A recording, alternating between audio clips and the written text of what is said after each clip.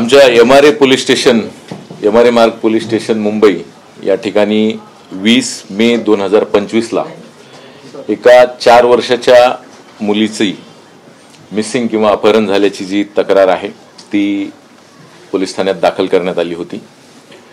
ह्या मुलीचा तपासादरम्यान आम्ही 7 ते 8 टीम्स फॉर्म केल्या होत्या आणि त्यावेळी ह्या मुलीला LTTE पासून पुढे भुसावळ, त्यानंतर MP, मध्य प्रदेश आणि शेवटी वाराणसी पर्यंत आरोपी आणि मुलगी गेल्याची जी तपासात माहिती प्राप्त झाली होती।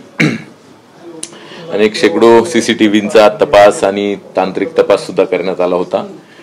टीम मे महिन्यामध्ये जवळजवळ 10-12 दिवस आमची टीम त्या ठिकाणी 2-3 टीम काम करत होत्या। 2 टीम सुरुवातीला गेल्यानंतर 1 टीम गेली, परंतु मुलगी आम्हाला मिळू शकली नव्हती किंवा आरोपी मिळू शकली नव्हती। त्यानंतर पुन्हा एकदा सप्टेंबर महिन्यात आम्ही 1 टीम पाठवून पुन्हा वाराणसी या ठिकाणी तपास केला होता, परंतु पुन्हा आमच्या टीमला यश नव्हतं मिळालं। शेवटी 1 नोव्हेंबर ते 15 नोव्हेंबर दरम्यान ऑपरेशन शोध ही एक ऑपरेशन राबवण्यात आलं होतं। या राज्यभराचं हे ऑपरेशन आहे। तर त्या ऑपरेशनच्या मोहिमेत आम्ही आमच्या 2 टीम पुन्हा एकदा वाराणसीला विविध पोस्टर बॅनर्स घेऊन लोकल पोलीस GRP यांना माहिती देऊन आमच्या ज्या PSI सूरज देवरे त्यांची टीम, त्याचप्रमाणे API सातर्डेकर व PSI चांदवडे रामप्रसाद या आणि यांचा स्टाफ हे पुन्हा एकदा यावेळी गेले होते आणि त्यांनी तिथे ही माहिती प्रसारित केली। काही पोस्टर्स प्रत्येक ठिकाणी लावले आणि या माध्यमातून प्रेसला सुद्धा माहिती दिली। त्यानंतर वाराणसीतील एका पत्रकाराने मराठी बोलणारी एक मुलगी एका अनाथालयात तिथे ठेवलेली आहे अशी माहिती पोलिसांना आमच्या टीमला दिली आणि त्या आधारे आमची टीम त्या ठिकाणी पोहोचली व या 4 वर्षाच्या मुलीला त्या ठिकाणावरनं ताब्यात घेतलं। आईवडिलांकडे कन्फर्म केलं, मुलगी तीच असल्याचं कन्फर्म झालं आणि या टीमने ही मुलगी आणून आता या मुलीच्या आईवडिलांकडे सुखरूपरित्या सुपूर्द केलेली आहे। आरोपीच्या संदर्भाने अजूनही तपास जो आहे तो चालू आहे। सर, मुलीला दाखल कोणी केलेलं?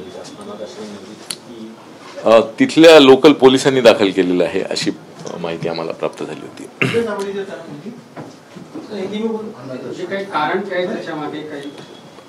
ते स्पष्ट झालेलं नाही, आरोपी अजूनही आम्हाला मिळालेले नाही आहेत। तर त्या दृष्टीने आमचा तपास चालू आहे। आरोपीच्या बाबतचे बरेचसे डिटेल्स आमच्याकडे आहेत ज्याच्यावर वर्क जे आहे ते आम्ही करत आहोत। सस्पेक्टचे काही डिटेल्स आमच्याकडे आहेत, त्याच्यावर कामकाज चालू आहे। तो मुलगी सुखरूप आहे, तिला कोणत्याही प्रकारचा धोका इजा झालेली नाही आहे हे याची खात्री केलेली आहे। मोटिव्ह बाबत आरोपी मिळाल्यानंतरच माहिती नाही, तसं काही नाही। आरोपी अनोळखी होता हे स्पष्ट आहे आणि त्याच्यावर वर्कआउट चालू आहे। CST स्टेशनला ही मुलगी तिच्या आईवडिलांसह या ठिकाणी होती आणि साधारण 2 ते 3 महिन्या कालावधी ते या ठिकाणीच थांबलेले होते। मुलीच्या वडिलांचे उपचार सेंट जॉर्ज हॉस्पिटल या ठिकाणी चालू असल्याच्या कारणावरनं मूळ सोलापूरला राहणारे हे कुटुंबीय इथे आलेलं होतं आणि त्यामुळे ते या ठिकाणी होते। ठीक है। हिंद में MRA मार्ग पुलिस स्टेशन मुंबई में 20 मई 2025 को एक 4 साल की बच्ची का अपहरण की जो FIR है वो ली गई थी और उसके आगे की जांच हमारे टीम ने चालू की थी। बहुत सारे टेक्निकल डिटेल्स वर्कआउट करने के बाद ये पता चला था कि यहाँ से वो LTT स्टेशन वहाँ से लेके बनारस तक ये लड़की और आरोपी जो है वो पहुंचे हैं।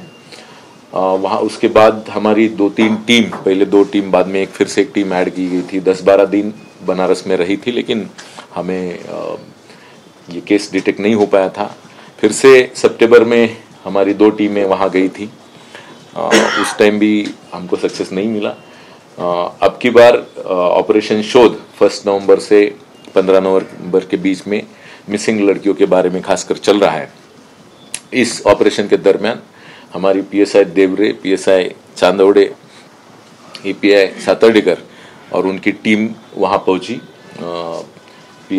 सीनियर PI साबळे उनको सपोर्ट कर रहे थे, गाइड कर रहे थे और वहां पे काफी अच्छे से उन्होंने इंफॉर्मेशन डिसेमिनेट की, प्रसार किया। तो उस दरमियान एक रिपोर्टर ने हमें ये जानकारी दी कि एक मराठी बोलने वाली लड़की वहां पे एक जगह पे अनाथालय में रखी है। उस इंफॉर्मेशन के बेसिस के आखिरकार लगभग 6 महीने के बाद ये लड़की हमें वहां पे सेफ और हेल्थी कंडीशन में वहां रहते हुए मिली है और कल मिलने के बाद आज इस लड़की को हमने मुंबई लाके उसके माँ बाप के हवाले जो है वो किया है। सर, वो माँ बाप सोलापुर के रहने वाले क्यों मुंबई आए? वो लड़की के माँ बाप जो है वो बेसिकली सोलापुर के थे और यहाँ पे सेंट जॉर्ज हॉस्पिटल में ट्रीटमेंट लेने के लिए आए थे और उस वजह से CST स्टेशन में ही काफी देर से रुके हुए थे, जिस दरमियान ये वारदात हुई थी। 6 महीने तक वो बच्ची किसके पास वहाँ थी? किसने उसको? उसी जून महीने में उस लड़की को वहाँ एडमिट किया गया था अनाथालय में। ये हमें इन्वेस्टिगेशन में पता चला है। वहाँ की पुलिस द्वारा ही एडमिट किया गया था। मुलगी तशी मोठी आहे तर कोणी तिला किडनॅप केलं आणि काय नेमकं तिला काय भूल दाखवली त्याबद्दल काही सांगितलं तुम्ही? मुलगी खाण्यापिण्यासाठी आजूबाजूला फिरायची आणि तिला खायला काहीतरी देण्याच्या बहाण्याने ती बराच वेळ इथे फिरत होती असं आम्हाला त्या संशयित व्यक्तीसोबत नॉर्मली फिरताना दिसलेली आहे। असं फोर्सफुल अपहरण केल्यासारखे काही घटना ती नाहीये, पण सिन्स अशाच ओपन सेटिंग मध्ये बरेच दिवस राहिल्यावर मला असं वाटतं की ते इतरांशी बोलणं चालण्यात नॉर्मलसी वाटायला लागते की त्यातनं ती कदाचित फ्रेंडली पद्धतीने त्याच्यासोबत बिहेव करत होती। असं असू शकतं की खायला प्यायला दिल्यामुळं त्याच्यासोबतच ती फिरताना शांतपणे दिसत होती एकंदरीत। ठीक आहे,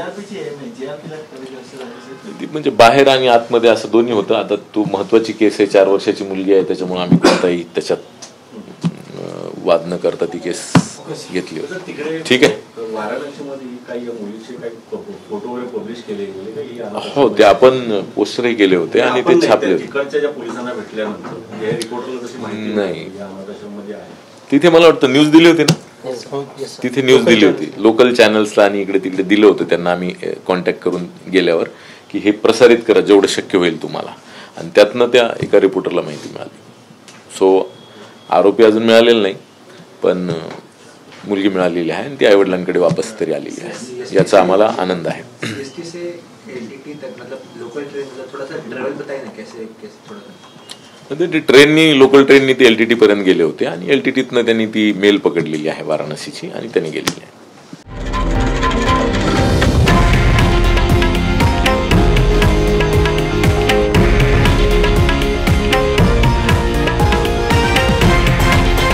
हे आहे देशातील नंबर 1 न्यूज नेटवर्क आणि आपण पाहत आहात TV9 मराठी, एकमेव।